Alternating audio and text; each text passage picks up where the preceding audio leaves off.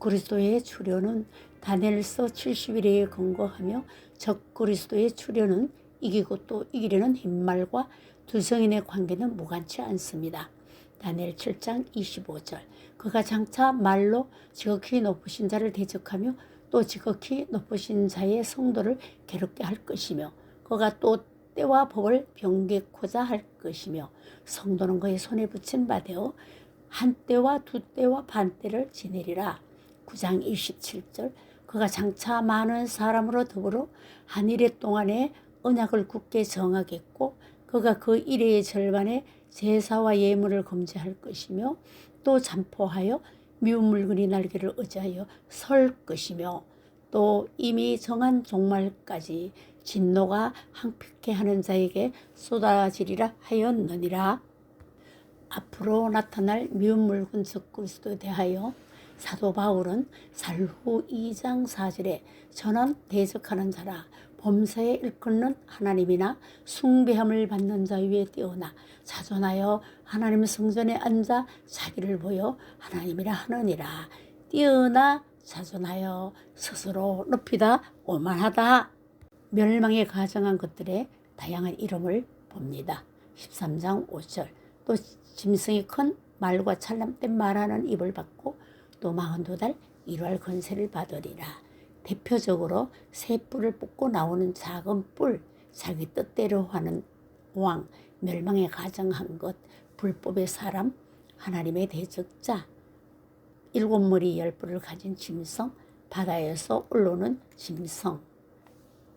여러 이름을 가진 적그리스도가 전 3년 반 초기에 평화조약을 맺고 후 3년 반 초기에 조약을 파기하게 되면서 짐승 통치가 시작됩니다. 저가 권세를 받아서 그 짐승의 우상에게 생기를 주어 그 짐승의 우상으로 말하게 하며 또 짐승의 우상에게 경배하지 아니하는 자는 몇이든지 다 죽이게 하더라. 이로써 7년 환란이 시작되는 것입니다.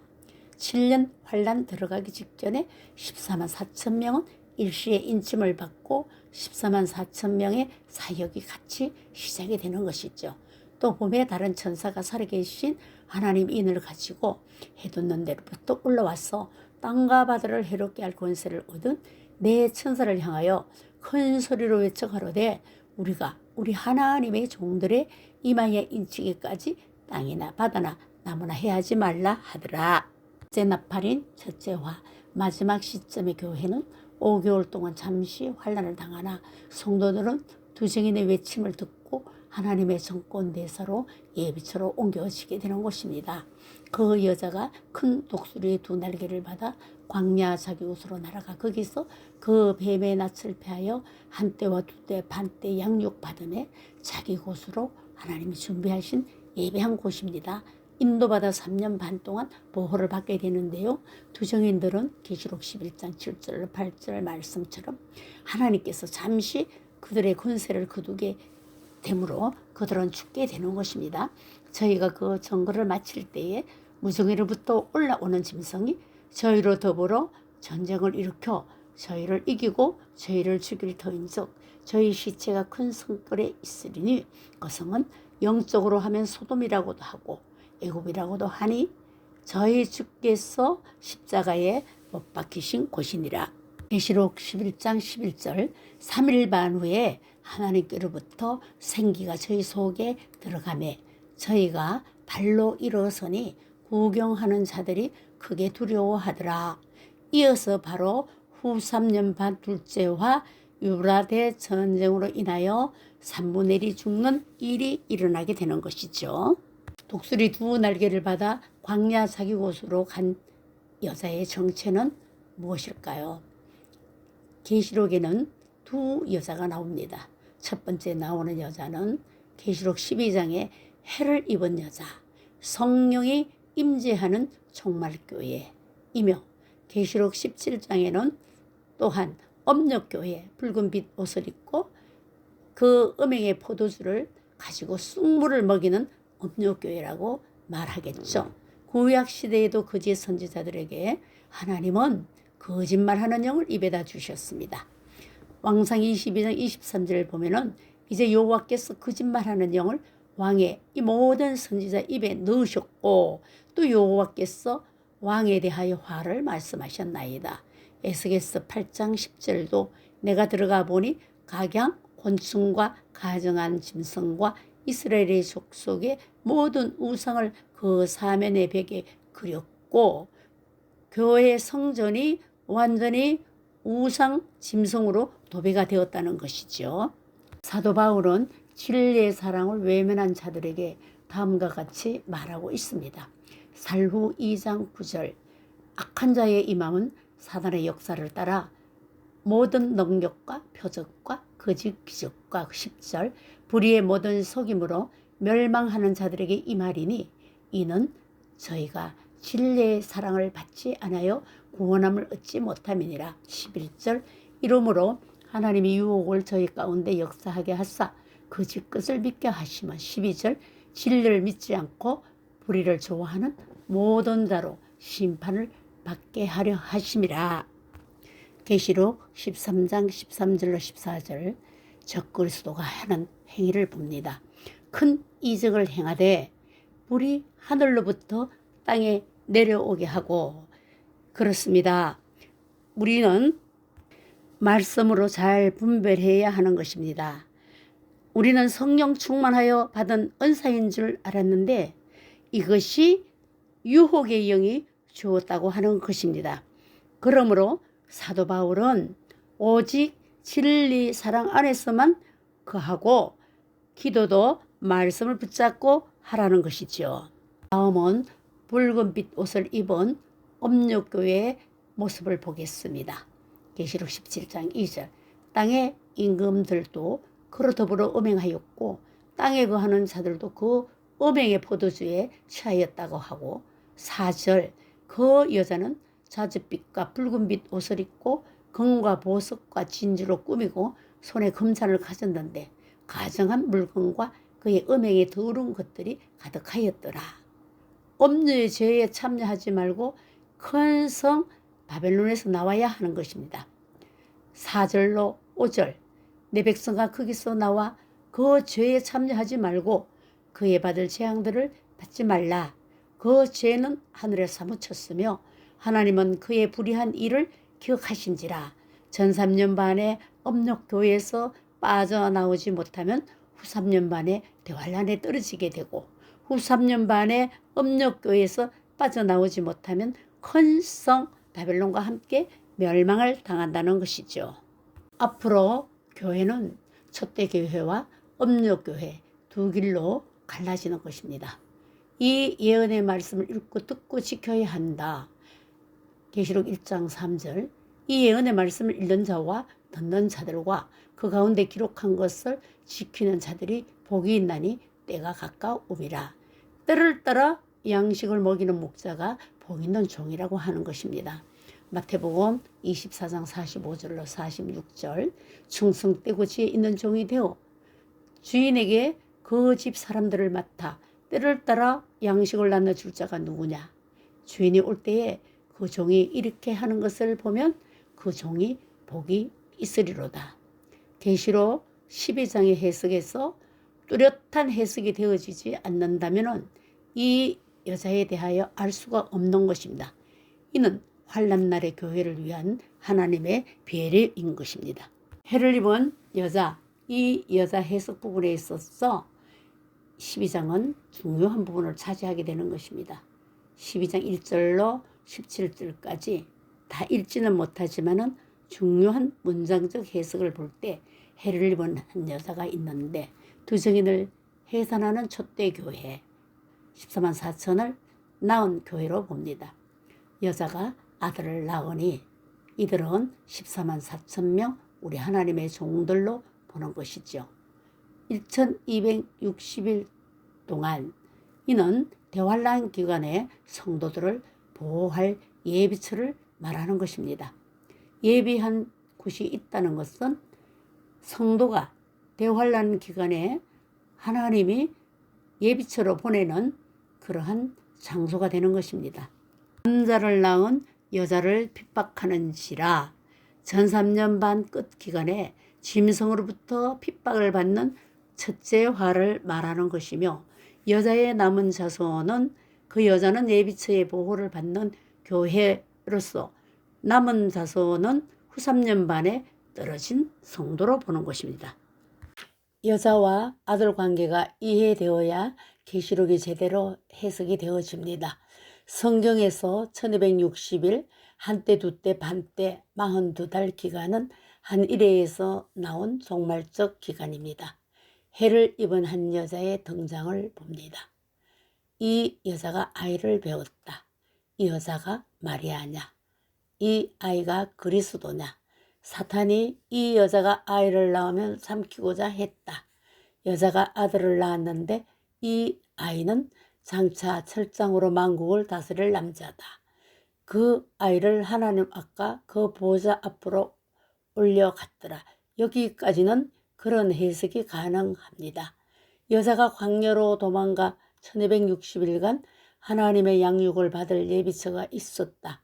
사단이 자기가 땅으로 내어 쫓긴 것을 보고 남자를 낳은 여자를 핍박한다.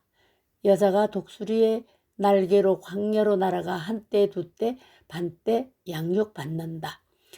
여자를 해치려고 사탄이 물을 강같이 토하지만 땅이 여자를 보호해준다. 사탄이 분노하여 돌아가서 여자의 남은 자손과 싸운다. 이런 문제 해결은 불가능한 것입니다. 이런 해석은 오해와 착각에서 온 것입니다. 여자가 광야로 도망간 것은 여자가 마리아가 아니라는 사실을 보여주는 것입니다. 여자가 광야에서 1260일간 보호받는다는 사실은 마리아와 아무런 관계가 없다는 사실을 말하는 것입니다.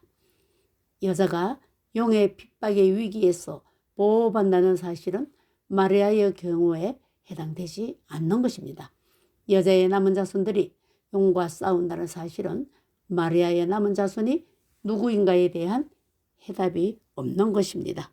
이 같은 12장의 잘못된 해석은 종말 계시의 방향을 완전히 뒤바뀌게 만듭니다. 여자를 마리아, 여자의 아들을 예수로 해석하는 경우 계시록 12장이 종말 계시가 될 수가 없습니다. 그런 해석은 1260일 한때 두때 반때가 7년 환란 기간이 아니라 엉뚱한 기간이 되는 것입니다. 교회가 후 3년 반 예비처의 보호를 받게 되는데 이런 예비처의 계시가 없어지게 되는 것입니다. 교회가 종말의 심성으로부터 첫째 화를 받게 되는데 이런 환란을 인정하지 않게 되는 것입니다. 짐승 통치 아래 남게 되는 미련한 처녀들이 짐승과 싸워도 되는 사실이 무시되는 것입니다. 여자가 낳은 아들을 잘못 해석함으로 두 정인이나 14만 4천에 대한 해석이 잘못되어지는 것입니다. 이런 문제의 해결은 불가능한 것입니다. 사고와 원인을 보게 됩니다. 여자가 아들을 낳았다는 사실로 여자는 마리아, 이들은 그리스도로 착각하기 쉽습니다. 아들이 장차 철장으로 만국을 다스릴 남자라는 점에서 그리스도로 오해를 하게 됩니다. 보호자 앞으로 올려갔다는 사실로 그리스도의 부활 성천과 연관시키게 되는 것입니다. 철장 권세는 누구에게 주시나요? 이기는 자와 끝까지 내 일을 지키는 그에게 만국을 다스릴 권세를 주리니 그가 철장을 가지고 저희를 다스리실 질그릇 깨뜨리는 것 같이 하리라. 나도 내 아버지께 받은 것이 이러하니라. 계시록 2장 26절과 27절. 이 아들의 철장 권세를 어떻게 사용하나요? 하늘에 있는 많은 군대들이 희고 깨끗한 세마포를 입고 백마를 타고 그를 따르더라. 그의 입에서 이향금이 나오니 그것으로 만국을 치겠고 친히 저희를 철장으로 다스리며 또 친히 하나님 곧 전능하신 이 맹렬한 진노의 포도주터를 밟으리라. 계시록 19장 14절로 15절. 만일 누구든지 저희를 해하려 하면 반드시 이와 같이 죽임을 당하리라. 저희가 권세를 가지고 하늘을 닫아 그 예언하는 날 동안 비 오지 못하게 하고 또 권세를 가지고 물을 변하여 피되게 하고 아무 때든지 원하는 대로 여러 가지 재앙으로 땅을 치리로다. 계시록 11장 5절로 6절. 성도들에게 짐승 통치의 환란을 피할 길 주시는 것입니다. 그 여자가 큰 독수리의 두 날개를 받아 광야 자기 곳으로 날아가 거기서 그 뱀의 낯을 피하여 한 때와 두 때와 반 때를 양육받음에 출애굽기 19장 4절에도 나의 애국 사람에게 어떻게 행하였음과 내가 어떻게 독수리 날개로 너희를 업어 내게로 인도하였음을 너희가 보았느니라.